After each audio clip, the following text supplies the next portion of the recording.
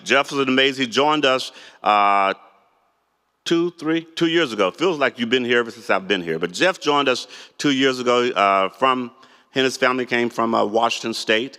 And he came, hit the ground running. Our college was going through reaccreditation. He took that up, and we continue to have the strong AACSB accreditation. And Jeff immediately got involved in the community and started working with the community, saying, what are the needs of the community? When we were doing our talent gap analysis in terms of leveraging one Spartanburg talent gap analysis, looked at what we were happening here with our forum, the talent forum. Jeff and his team stood up and said, hey, let us take the lead on organizing the action items after the talent forum and making sure that we continue to work towards building that collaboration and community. So he's going to come up, and I don't have my glasses, but it looks like it's an introduction of the talent working groups, Jeff. That's what you're doing? So, and Sam, well, they have Sam at the next set, but I guess y'all going to start together? Okay. Sam is another great colleague that we have who's working with us as well, and his center does a lot of work that you all can, here's a shameless plug right here. Not really shameless, because I love plugging Upstate. Sam's center does a lot of work that if you have research that you want to connect or learn more about an area of opportunity for your job or your business, his center can do that. And what his center costs is a lot less than what a lot of centers cost. But please tap into him and his center if you all need working support in helping you to make some business decisions based on some of the data that you need to have explored. Thank you. Well, good morning. And I am not Jeff. And he is probably thankful for that. I'm Jeff's opener. And you know what the real function of an opener is, right? To make the main show look good. And I've made a career out of doing that. So I'm here to do that this morning. I am Sam Cooper, and I do work for Jeff. And I work in the Center for Business Analytics and Community Research. And so I'm an economist with a focus on labor and human capital, what we used to call human capital. And so my mind is in a lot of that space that we've been talking about over the last couple of days. You know, as we think about what happened yesterday, the conversations we had, the great presentations we had, I really felt like there was a big distance between some of the messages that we heard. And Tiffany, by the way, I'm struggling because I hate to be tied to a podium too. But if they gave me the microphone to go free, I'd be up here for hours. Really, there was a big space between some of the conversations we had yesterday. We heard about the hope and the incredible potential that AI has for us. And then we heard about this demographic cliff, which probably for many of us is not a new concept. It's something that's been developing for a long time. We've been thinking about it. And we see these two positions, almost a day of hope and a day of doom almost. But I don't really see it that way. The thing that came to me, and I mentioned to Jeff this morning, I was going to mention a name from long ago. And he rolled his eyes and said, you really are going to make me look good. But I want to mention this name, Thomas Malthus. How many of you are familiar with that name?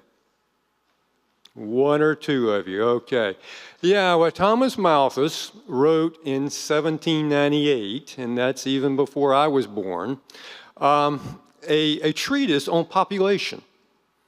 And the gist of the thing is this, is that as a population, we will live at subsistence, just barely getting by. And if we have more than that, we grow our population and return right back to that base level of just getting by as a population. And so this was his prediction. And he is one of the reasons why economics became known as the dismal science. That's quite dismal when you think about it. We grow the population and we're right back to just a subsistence level of living. But Thomas Malthus missed something. What did he miss? He missed technology. And really, when we think about the time period, it might be easy to miss technology. But he missed that key piece. And that key piece is so important. And so while we do have this demographic cliff that is coming, we also have developing technology. Okay? And that technology, I think, well, I don't think, I know it tends to make us more productive, more efficient, and those scarce resources that we have, we use in a better way and can maintain a good standard of living. Now, you may say there's two sides to the economy, and that's true. There's a demand side and there's a supply side. But who among us has all of our desires met and wouldn't like to consume more? I didn't see any hands. So that demand side, I think, is there. The production side with a smaller population, yes, it's a challenge. And all of the points that Mr. Hedrick made yesterday are valid. But technology is an important component that we've got to keep and keep that in our perspective. It's important. So I wanted to say that as Jeff and I get started, because we're going to give, and I think this is our clicker. Yeah, we're up over there. Yeah.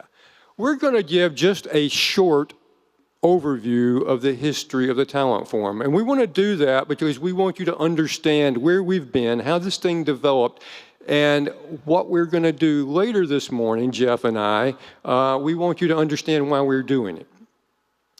So we're going to start with the conversation in 2020.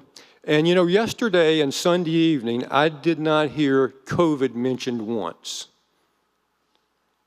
which is kind of a refreshing thing, but I'm going to mention it too. 2020 was a marker. It was a point in history where a lot of things changed. And I can remember people talking about we're never going to return to the normal. And I said, no, that's nonsense. We are. We're more resilient than that. Well, what I didn't recognize is that we were not going to return to where we were. Things fundamentally changed. 2020 was a marker. COVID was a key piece of that. Then quickly after that, we had this great resignation that swept the country. And we saw people leaving jobs at such a rapid rate. And then we recognized that in the midst of this, and even predating this, there was something else going on. And this something else was that skill sets were becoming obsolete very rapidly. And what we see is that about a third of skills become obsolete every 3 to 5 years now. And that's broad skills. If we look at specialized and technical skills, it's much more rapid than that. About every 2 years, we see these skills becoming obsolete. So we had a lot going on. 2020 was a pivotal year. It was a marker in history, and it changed who we are. And so while USC Upstate already had a commitment to our students and preparing them for the workforce, what we saw there is that, hey, we need to re-emphasize much of what we're doing. And so this whole notion of developing the Talent Forum, our leadership came up with that, and I think did a fantastic job with it. Oh, the big monitor is over there. I can't see with these glasses. So as a regional comprehensive, part of our mission is to be sure that we serve the needs of our region. And labor force is one of the primary needs. So our leadership developed this notion of this Talent Forum, and along with the Lightcast, began collecting some data so that we would go at this whole process in an informed manner. How do we need to approach this notion of developing skills and meeting the skills and the labor needs that we have in this very rapidly evolving economy? So we did that, we got this data, and with the data, that informed really the generation of the first agenda for the first Talent Forum, which we had in October of 2023. And I remember that well. We had that agenda, and from the data that we developed, both from primary data sources as well as a survey instrument that went to about 700 leaders in the Upstate, business leaders, both mid-size and large companies, and we had middle managers and upper managers that were surveyed. We came up with these 6 primary areas that we needed to have conversation about. And these 6 areas, we set up groups of tables, and we had about 500 people that moved through those tables and had conversations. And so that informed much of the work that we've done since then.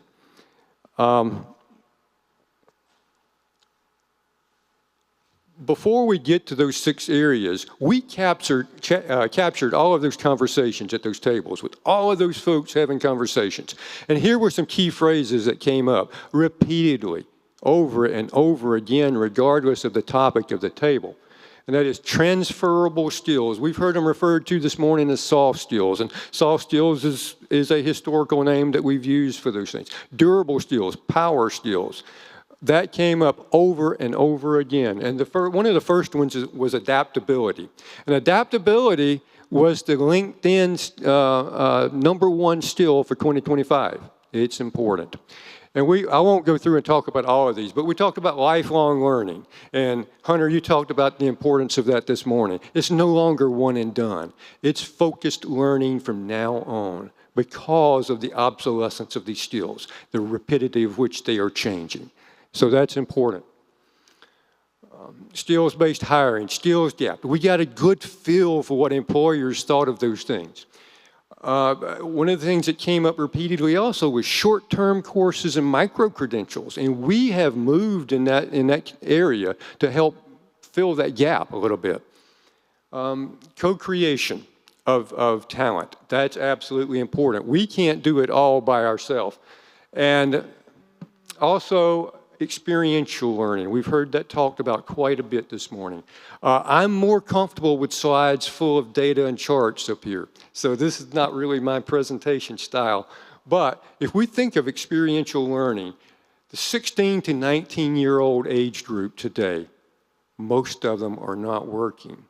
About 1/3 of them have a job. Now, there's many reasons for that, but what we also know is that they are losing the opportunity for critical experience and learning. And so that's something for us to think about. And so, Ron, when you talk about those opportunities, this is essential. We need young folks getting those skills, learning about the work environment, and learning about it in that dynamic environment. So these are some key skills and phrases that we saw come out of that first talent forum. And from that, we developed some implementation teams. And I'm going to turn this over to my boss because I feel like I've set the stage for him to look good now. Turn it over to Jeff and let him walk us through some of those, all of those implementation teams. And then we want a little input from you as well. So Jeff? Thank you, Sam. And while we get ready for this next step of the morning, we are going to be turning to some audience engagement. So I want you to prepare for that. If you have not connected to the Wi-Fi in here, that would probably be a good idea to do, either with your phone or your tablet. That network is the Marriott Bonvoy Conference, and I believe the password is the same as yesterday, which is October, all lowercase. And so you've got about 10 or 15 minutes here before we really get into that piece of the morning. But we do want you to be prepared because there is no free lunch today. You're going to work to get there. But again, yeah, I appreciate that Sam, and kind of this setup. So you'll remember back to that first talent forum 2 years ago, and many of you will have taken out of that a couple months later this document, right? The Upstate Talent Pledge Framework, which outlined these 6 key findings and really focused the work that we were going to do. And so we were charged with coming up with a plan so that this isn't just an annual gathering where we sit, talk, think about the information that's presented, but we're able to help turn this into action with our various partners across the Upstate. And so I'm not going to read all of those 6 findings to you. We'll be coming back to those throughout the morning and then even again a little bit this afternoon. But our goal was to bring together some teams that were cross-disciplinary and cross-functional. So we were looking for teams that had K-12 members. We were looking for teams that had higher ed members, industry folks, nonprofit. Our chambers and our economic development agencies all participated in that. I realized yesterday, listening to some of the conversations, I think we were getting close to integration. I don't think we had anybody from government sitting on any of those teams, so that may be something that we need to consider in the future. but really designed to bring those folks together. And to Zane's point, we specifically targeted people who were either on the ground or closer to the ground. So we didn't want the CEOs in these conversations. We didn't really want the C-suite in these conversations. We wanted people who could help identify solutions and move progress forward. So that was really the goal there. That resulted in 6 teams, and I'm not going to go through each one of them individually, other than to say that we had about 50 participants from across the Upstate participate in one of these teams. Special thanks to Ron Gardner and his team, and really all of our chambers for helping us populate these teams. I'm not going to read through what each one of them did, but I do want to highlight a few things in terms of the overall structure. So the teams were designed and each tasked with a particular project that lent itself to one of the 6 findings. So you'll see that these are more specific. Some of these projects leveraged work that had already begun in the Upstate and had already been started by partner organizations and the like, but trying to bring teams together to bring those results to fruition. So you'll see there with like finding 1, Taylor Dement, who many of you know, led that team, continues to lead that team as they continue to grow out that work-based learning, internships, experiential learning piece. The specific focus for the past year and a half has been on those internships, right? So this is a broader category, and that'll become relevant later when we get to audience participation. But you see a lot of the success there. I want to acknowledge Amy Driggers and Ken Kaiser, who have each taken a turn chairing the early career exploration group. And so that group really has focused on that early career exposure as kind of the piece of that task that they've taken on. And really, again, we heard several times yesterday, right? I know this morning we've heard K-12, but several times yesterday we heard, and that group's been operating off of 3rd grade, I think, is where you need to start having those exposures, and maybe even earlier. So thinking about where that's occurring and the work that they're doing, you can see some of that detail there. Heath Flood, who I saw earlier but maybe had to leave, led our mentorship group. And that group really came together to think about the different mentorship programs that are available throughout the Upstate and where there are gaps. And there are gaps. And so they're thinking about how do we address those gaps. And we typically think about mentorship programs that are occurring in K-12 or often higher education, or we have all of the young professional networks, but there are other mentoring places that we need success. And so they've been building that out. I won't say much about Leah Blanton and the corporate culture team. You're going to get to hear from Leah here in a little bit as we get to lunch and the work that they're doing there. I want to acknowledge Aaron Smith, who led in Finding 5. That was focused a couple years ago. That team is no longer meeting because Redegree is up and running, but that had a lot of higher ed participation in that one. And then for the lifelong learning, which really also gets into a lot of the workplace learning and on-the-job learning, Carrie Silver and Karis Cohen led that group. And while that group hasn't implemented anything yet, I will say to this group, they developed, I think, a pretty exciting curriculum that was designed for folks working on the manufacturing line who were going to become first-time supervisors and needed some of that training so that they were going to be ready to do that. And if any of you are interested in that project and seeing where that might go for your company or your organization, please get in touch with us or get in touch with Carrie. I think they built a really nice curriculum. That curriculum is now looking for its first implementation, and I think that would be exciting there. So again, without going into those details, those 6 teams worked for, I would say, between 12, some of them about 18 months on thinking about the particular task that they had at hand. So now we're at this point as we get to the third talent forum of thinking about where do we go. When we launched those teams, we promised those people that they would not be a forever assignment, except for some of them who have work in that area. Their bosses may tell them they're still working in that area. But we said these aren't forever assignments. They're designed to make progress towards a finding, progress towards a goal, and then we disband. And then we come up with what's the next group of targets that we should be looking at. What are the next group of projects?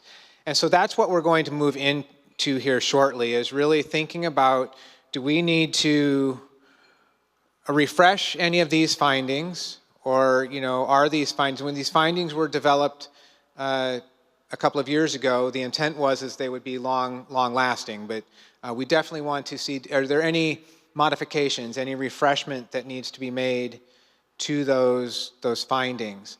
And then the second parallel piece to that is what projects and what decisions or what directions should drive the next set of implementation, the next set of actions that we take to try to accomplish. And maybe that's where back here next year reporting that those were all successful. Maybe like this time around, that's a 2-year cycle in what we're thinking. But that's the goal here. So you'll remember that last time we all got together in groups and we had these breakout sessions and a lot of conversation. And you might remember, so if anybody can remember AI back 2 years ago, there were little recorders sitting on your tables if you were there. And we collected all that information and thought this is going to be great because the AI is going to analyze all of that for us. And the only quote that I remember the AI producing, Sam, and you'll remember this, was somebody getting stabbed in the heart by somebody, all the noise, it didn't quite get the translations quite right. So a lot of that work ended up being a recasting of those notes by hand in order to do the assessment. This time we're hoping to be a little bit more efficient than that. And we also want to make sure that we're hearing every voice in the room. So what I'm going to ask you to do is, maybe here, take out your favorite device and scan this QR code if you would.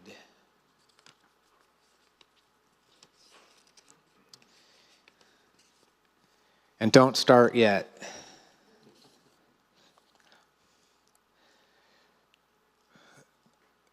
So again, I'm going to ask you to participate over about the next half hour. We're going to walk through and have a series of questions around each of those findings. And this is your ticket to lunch. I know that I've sat in many audiences and been asked to do this, and I know all the other things that you could do in the next 25 minutes other than fill out and answer the survey and the questions that we've asked. But this really is important as we triangulate and take all of the great data that we've had shared with us over the past couple of days, but start to narrow that down into what are some specific actions that we might want to pursue as a group to make progress. And so we're going to walk through each of these. We've got a set of questions around each of the 6 findings. And we're going to take a few minutes with each of those and ask you to consider your thoughts in that space. So the first one of those is around finding 1. And you remember that finding 1 is bridging the skills gap. We've heard a lot about that over the past couple of days. And we're really looking to explore, where we have skills that are lacking across industries and thinking about what the best strategies for remediating those skills gaps are. So I think there are 6 questions there, and we're going to give you a few minutes to answer those questions, and then we'll move on to section 2. We have a few survey results that we're going to share with you. I want to stress that this is all very top-line stuff. We are going to take this back, do a real assessment of these results, and then get back to everybody with a more official set of findings. But we're going to run through these a bit. You'll see them on the screen. We're going to move pretty quickly and just kind of run through which ones those. So the first set, again, was on that finding 1. And that finding one was all about those skills gaps and how we alleviate that. So you see, that first question here, and a little bit surprising that we see communication and teamwork even outpacing still AI, which is such the hot place in terms of that AI literacy, and I think really getting back to some of those durable skills that we've been talking about throughout the day.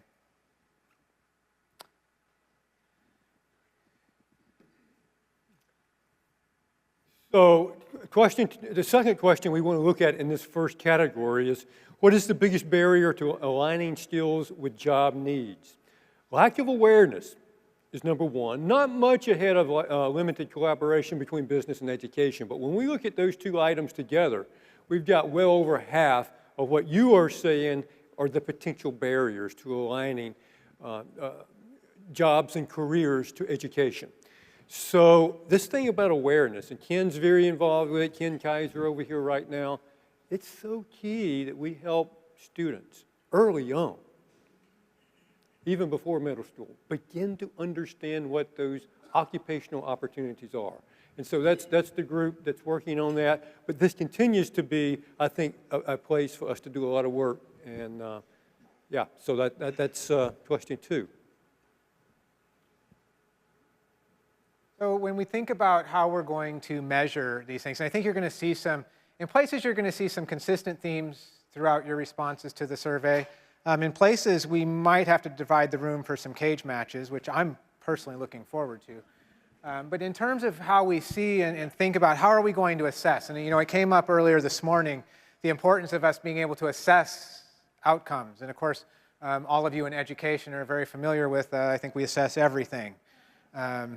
But here, really looking at what are the primary points of assessment that we're looking at in skills development, and really it is, the outcomes of that skills development, looking at increasing job placement, reducing those unfilled positions. I think those really are related, and going together, which, really gets at this whole notion of the talent gaps that we're exploring today.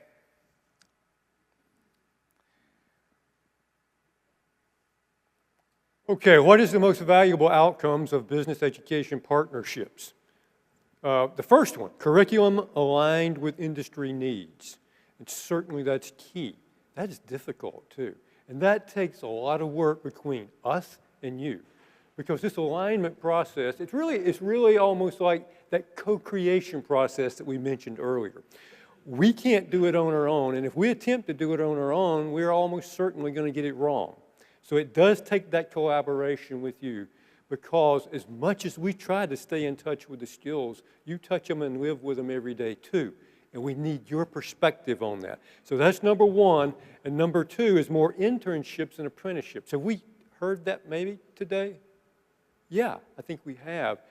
And that is so full of potential benefits, because if we can provide those early learning and working experiences for students, this thing we've been referring to as soft skills, which many of us are now calling power skills or durable skills, those things develop innately out of those experiences, as well as technical skills and the ability to work within your organization.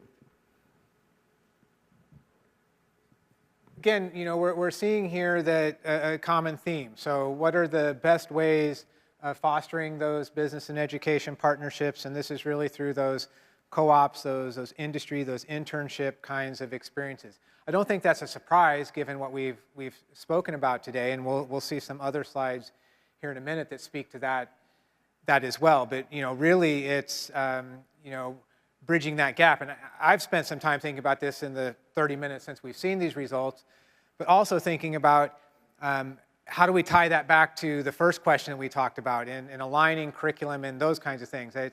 In a way, we're putting our students as the middle manager in this relationship and asking them to communicate back and forth. And I think that may be an area that we need to explore, how we're facilitating those feedback loops between the student coming out and the student coming back. Yeah, and that's a good point, Jeff, because as we get some of our alumni back in, we hear a lot from them. Zane's sitting in the back there. We hear from them some points that we've missed along the way, which then is an opportunity for us to correct. Okay, the next question. Considering the current state of business education partnerships, Which stakeholder group should play a lead role in establishing new partnerships? Number one, by a decent amount, is employers. And I think that's really key, too. I mean, we as educators have to be open to this process. And sometimes, frankly, and I hope I'm not speaking in the wrong way here, but sometimes we talk about these partnerships and life is busy, and you're busy as an industry leader, and sometimes those connections don't really develop as fully as they should. But that the employers here is the primary piece, and then workforce development agencies followed by higher education faculty. And we as faculty certainly have room to work with you, and hopefully we can have that opportunity.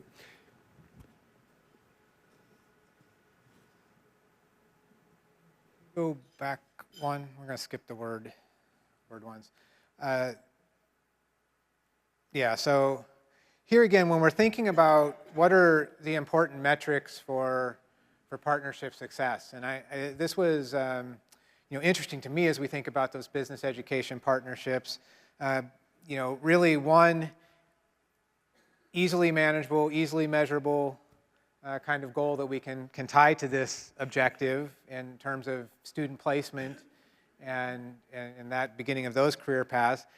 And then an interesting question to me, and it's been an interesting question. Sam and I have talked about this before, but how do we measure that contribution of this specifically into regional economic impact and development? And thinking about how we might craft some measures of that, I think, is important for the industry. I think that's important to granting agencies. It's important to accreditation agencies. And I think there's some really interesting work that we could do in that space.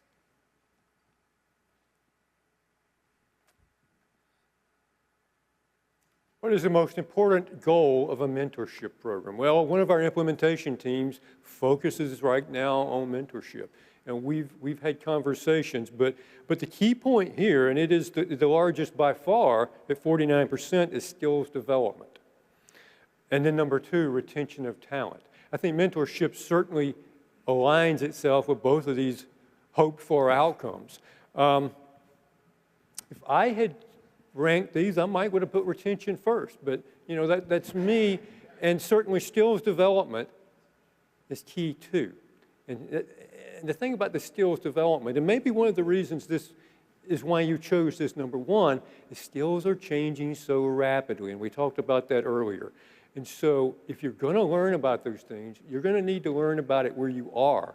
And if you happen to be with that mentor is where that change is happening. And so I think that's probably a good outcome here that we see, and something for us as we begin looking at these results in more detail to probably put our head around. And we didn't ask anything specifically in the survey around this, but I read that and I see that notion of that reverse mentorship coming into play as well. And I certainly think that with some of the technological advances that we're going through, who's mentoring who in some of those situations, if it's down to skill development, where many of us may be mentored by those younger than us, teaching us how to use AI and other technical resources as well.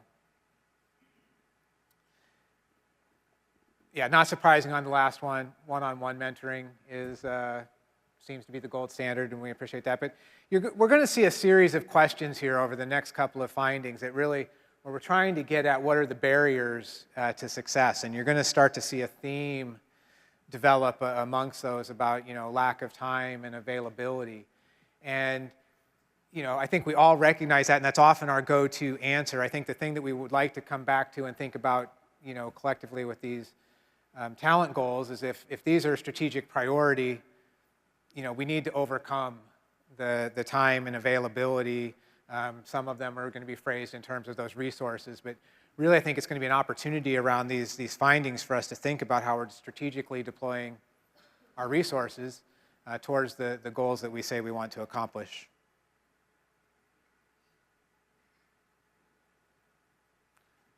Okay, which population is currently least effectively served by mentorship programs? We were a little surprised by this, and we actually see mid-career professionals showing up in a couple of places through these results.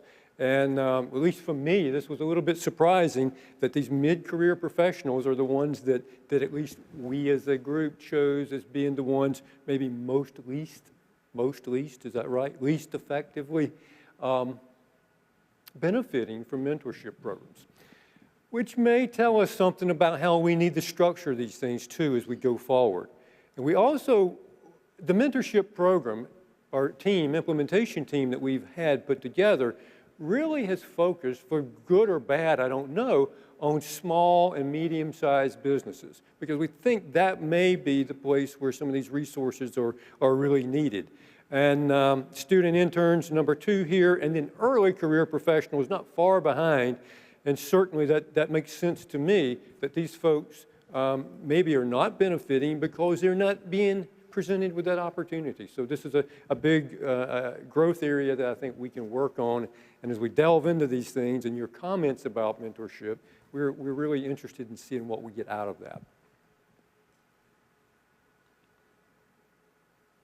So we're moving a little bit now into finding 4, which is that finding about inclusive work cultures. And again, what factor strengthens that sense of belonging in the organization? I don't know that this is surprising, but we did want to highlight it because I think we constantly need to reinforce that, that leadership modeling is so critical to what's happening at the lower levels of the organization and throughout the organization. So this can't be a lip service goal. It can't, get just residual attention. It really, your employees are looking at you to lead and set by example what that inclusive workplace looks like.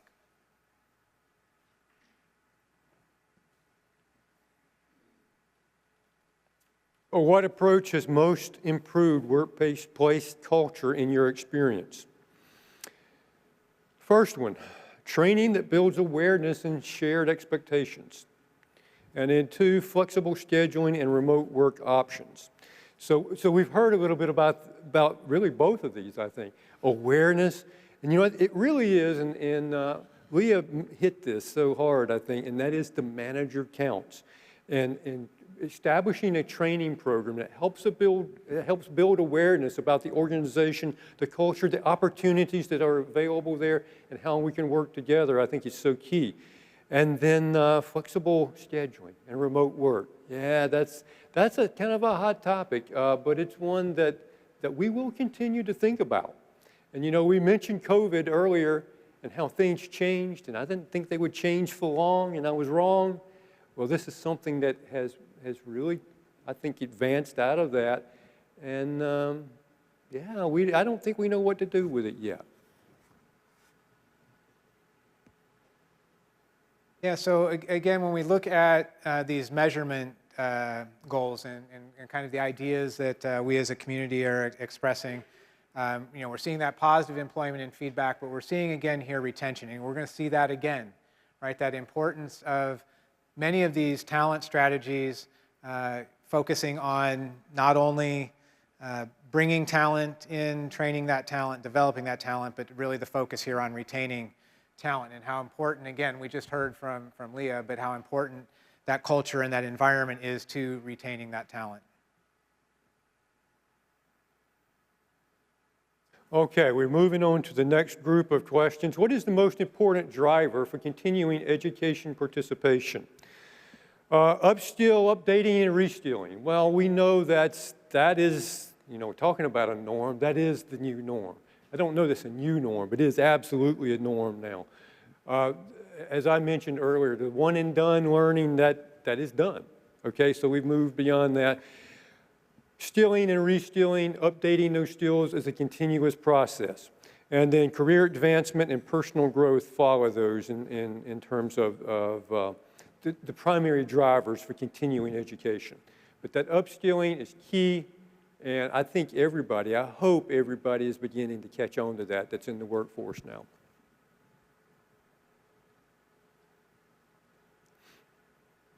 Here again, we see what populations should be prioritized. And this, again, we wanted to point out, not at all a surprise that we see those workers that have been displaced being a priority in terms of that continuing education and that training. But again, here we see those mid-career professionals. And we want to dig into this because Sam and I were discussing, over the lunch.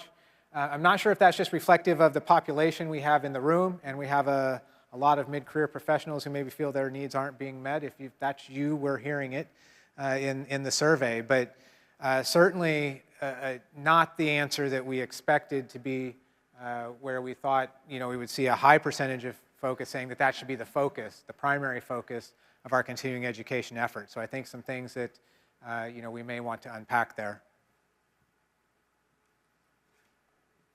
What is the best way to measure continuing education impact? Career progression, job placement rates, wage growth. There's a tool that's been developed that looks at what are the benefits to engage in certain types of certificate programs. What are the career growth possibilities that come out of particular certifications with particular organizations? And what we see is that all of these things are covered there in that tool. What is my career progression if I complete this certificate? That's important to most of us, okay? Job placement rates. What is the impact on the ability to get a job if I complete this certificate? Well, those are important things for those going through the training to know. Also on our end, that's important for us to know too, because if they're not leading to these outcomes, then adjustments need to be made.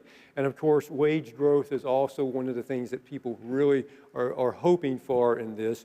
But career progression is what you chose as the number one option here, and I would tend to agree with that. Jeff? A little kind of like being at the improv, because you don't really know what's showing up next, even though we kind of looked at it. What's the most important element of effective on-the-job training? Again, I think what we see here, and we wanted to just highlight that, the preponderance of those responses are all about, kind of that hands-on practice with experienced folks. And again, I think importantly, it's not going to surprise anybody, but that we're getting that regular feedback. And I can't remember what session we were in yesterday, but there was a session, where somebody mentioned that idea of we bring in a new employee and then in a year we give them their feedback and needing that more frequent feedback. And I apologize to whoever said that because I don't remember who it was, but it was somewhere in the session yesterday. But again, I think we're seeing that here and that importance of that continuous feedback as we build into those training tools.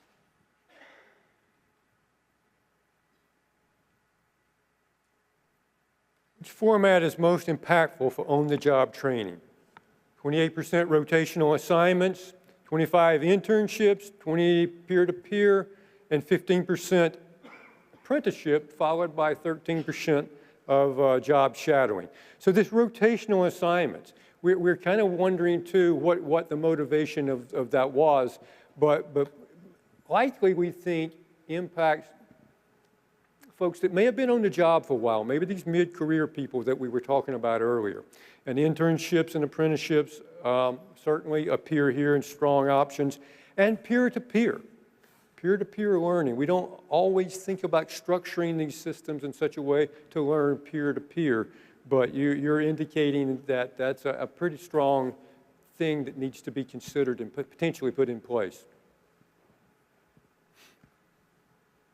Again here, and we'll be quick on this one, but we wanted to just highlight, again, another barrier to the effective on-the-job training and really looking at that lack of time and resources. And again, I think our point coming out of this is that maybe we need to think about how we're strategically deploying our resources if this is a priority.